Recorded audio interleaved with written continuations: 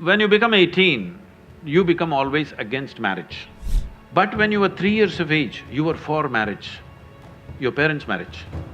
So it is for you to consider whether you want to live a life where emotionally you're always looking out for somebody, or you settle it in a certain way so that you can use your intelligence and time to create something else.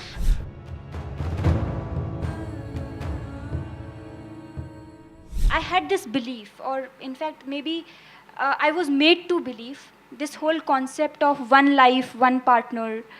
But now, when I see or observe, the whole monogamous relationships do not seem to be existing anymore. The whole idea of it is gone. What you think about it? Oh, it's not gone, maybe in JNU it's gone.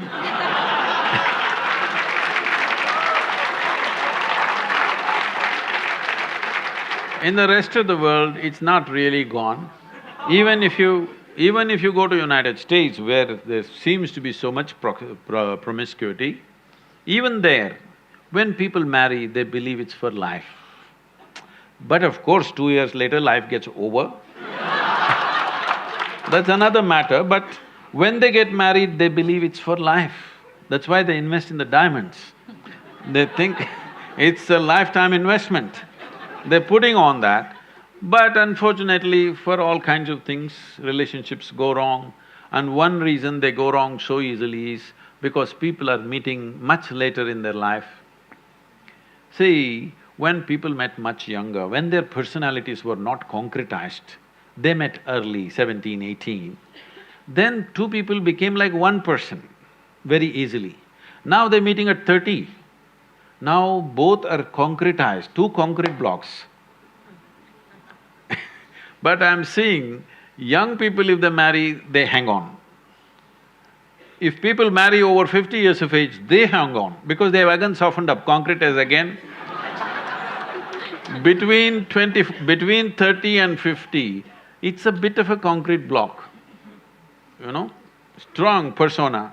Now, friction happens. Well, if they are wise, they will find something beyond. Well, monogamy and polygamy or whatever kind of gamy, if you want to see, the important thing we need to understand is, we are all here. You and me are here. This means a man and woman came together some time ago. Maybe you think their parents, they don't love, they don't do sex, they don't do anything. Just because a priest uttered a mantra, you were born, probably. No, it's not like that. Somebody had a physical need, so they handle it through marriage, and we are here. When you become 18, you become always against marriage. But when you were 3 years of age, you were for marriage, your parents' marriage. When you were 3 years of age, were you not glad your parents had a stable marriage? Hello? When you're 18, you think of free sex and no marriage and everything. But once again, if you become 50, 55, then you will look for a relationship that lasts.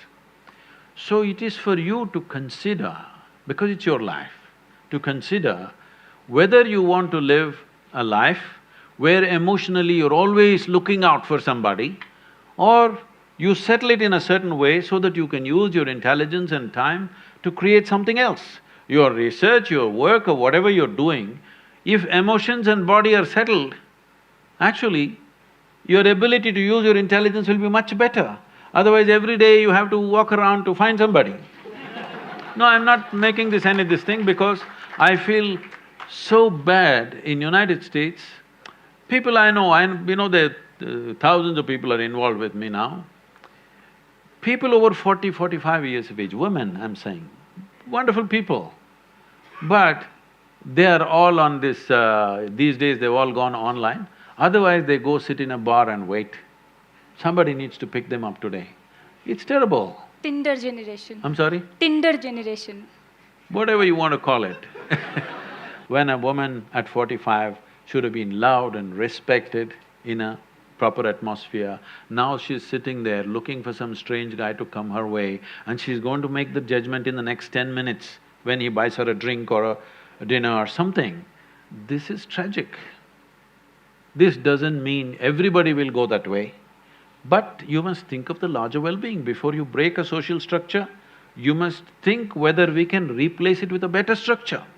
At any point in our life, let everybody understand this, whether it's a social structure or a political structure or a psychological setup in the society, whatever, before we break it, we must think through whether we have a better alternative system. Without an alternative system, if you break the existing damn thing that's working reasonably well, then it'll go crazy.